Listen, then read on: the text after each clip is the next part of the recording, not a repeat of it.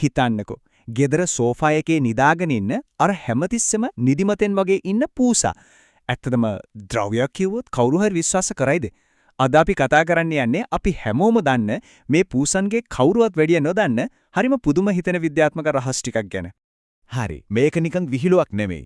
මේක කියන්නේත් නිකන්ම කෙනෙක් නෙමෙයි. සම්මාන දිනපු භෞතික විද්‍යාඥයෙක්.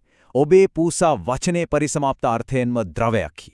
ඉතින් කොහොමද පූසෙක් ද්‍රවයක් වෙන්නේ? අපි බලමු මේක පිටිපස්සේ තියෙන විද්‍යාව මොකක්ද කියලා. මේකට පාවිච්චි වෙනව ඩෙබෝරා අංකය කියලා දෙයක්. සරලවම කිව්වොත් ඒකෙන් මනින්නේ යම් දෙයක් කොච්චර දියර ගතියක් පෙන්වනවද කියලයි. ඉතින් පූසෙක්ට අතිතරම් වෙලාවක් දුන්නම එයාට පුරුවන් ඕනම භාජනයක ඕනම පෙට්ටියක හැඩය ගන්න. හරියට වතුර වීදුරුවක හැඩය ගන්නවා වගේ. ඒ නිසා විද්‍යාත්මකව බැලුවම පූසෝ කියන්නේ ද්‍රවයක්. ඉතින් කොහොමද මේක වෙන්නේ? මේකේ රහස තියෙන්නේ එයාලගේ ඇදහිය නොහැකි ශරීරාමයිපේ. බලන්නේ එයාලට අපි වගේ ස්ථිරව හයිවුණු කරවැල්ලක් නැහැ. එයාලගේ කරවැල්ල පාවෙන එකක්.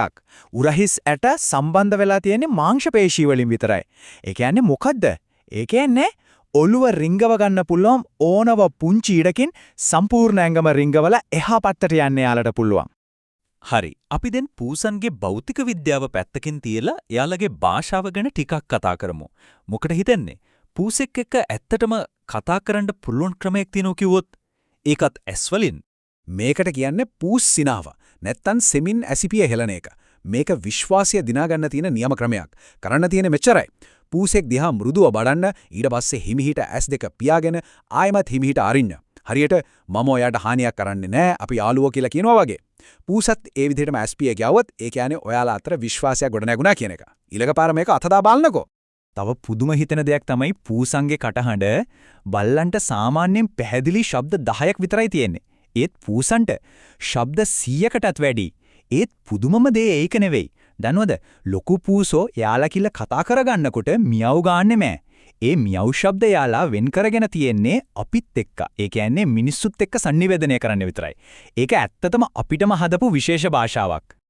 හොඳයි. අපි දැන් තවත් ගැඹුරට යමු. ඔය ගෙදර සෝෆා එක උඩ ඉන්න සුරතලා ඇතුලේ ඇත්තටම කැලේ ඉන්න කොටි පෙටියෙක් හැංගිලා ඉන්නවා කිව්වොත් අපි බලමු ඒ වනගත සහජ බුද්ධිය එළියට එන්නේ කොහොමද කියලා. ඔව්.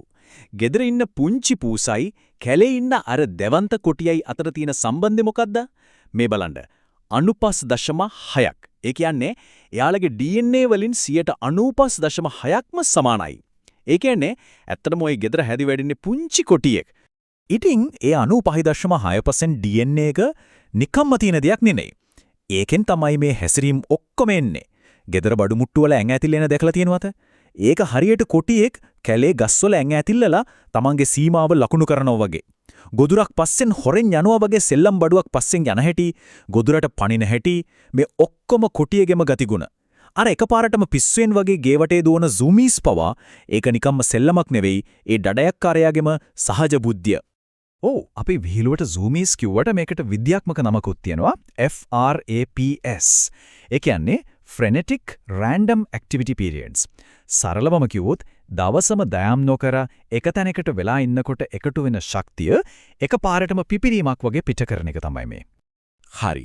මේක නම් ටිකක් අමුතු ඒත් හරිම රසවත් කරුණක්. පූසෙක් ලිටර් බොක්ස් එකට ගිහින් ආපු ගමන් සමහර වෙලාවට වේගෙන් දුවනවා දැකලා තියෙනවද? ඒකට හේතුවක් තියෙනවා. ඒ වෙලාවේ එයාලගේ වේගස් ස්නායුව කියලා එකක් උත්තේජනය වෙලා පොඩි ප්‍රීතිමත් හැඟීමක්. ඒ කියන්නේ යුෆෝරියා එකක් වගේ දෙයක් ඇති වෙනවලු. ඒක හරියට ජයග්‍රහයි වටයක් දුවන වගේ දෙයක්. දැන් අපි බලමු පූසන්ගේ ශරීරයේ හැංගිලා තියෙන තවත් සුපිරි බලයන් කිහිපයක් ගැන. මේවා නම් ඇත්තටම පුදුම හිතෙන දේවල්. බලන්න අපේ ඇඟිලි සලකුණු වගේ එකිනෙකාට වෙනස්. ඒ වගේම හැම පූසෙක්ගෙම නාසයේ තියෙන අර ගැටිති සහ රේඛා රටාව ඒ පූසටම අනන්‍යයි. හරියට එයාලගේ හැඳුනුම්පත වගේ. ඒ විතරක් නෙවෙයි අපිට වගේම එයාලට ප්‍රධාන වශයෙන් පාවිච්චි කරන පාදයක් තියෙනවා. ඒ කියන්නේ සමහර පූසෝ වමත් සමහරු දකුණත්. පුදුමම දේ තමයි මේකේ ලිංග භේදය අනුව පොඩි වෙනසක් තියෙනවා.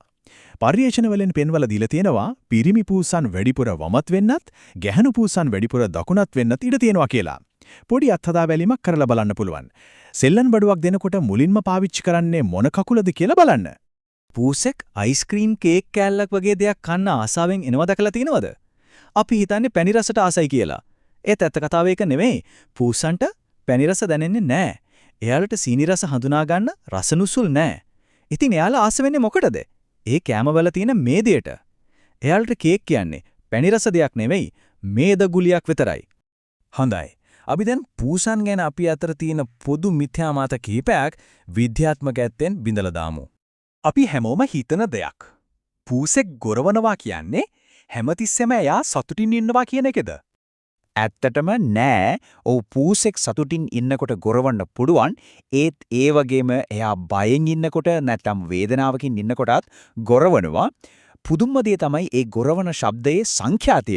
ඒ කියන්නේ 25ත් 150ත් හර්ට්ස් අතර තියෙන කම්පනය එයාලගේ අස්ථි සහ කණ්ඩරා සුවපත් කරන්න උදව් වෙනවලු. ඒක අඩු ශක්තියකින් වැඩ කරන ස්වයම් සුව කිරීමේ යාන්ත්‍රණයක්. හරියට ඇඟ ඇතුළෙම තියෙන බෙහෙතක් වගේ.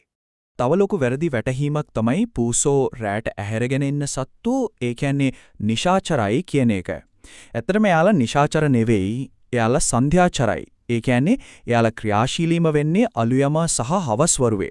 අන්න ඒකයි එයාලා උදේ පාන්දර 5ට විතර අපිව ඇහැරවන්නේ. මොකද එයාලගේ DNA එකට අනුව ඒ තමයි දඩයම් කරන්න හොඳම වෙලාව.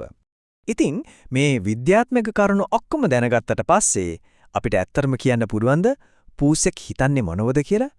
සමහර විට එයාලගේ ලෝකම රහස එයාලගේ අර අභිරහස් බවම වෙන්න ඇති. අපි කවදාවත් සම්පූර්ණයෙන්ම තේරුම් නොගන්නා ඒ ගතිය අන්න ඒක තමයි පූසන්ව මේ තරම්ම ආකර්ශනීය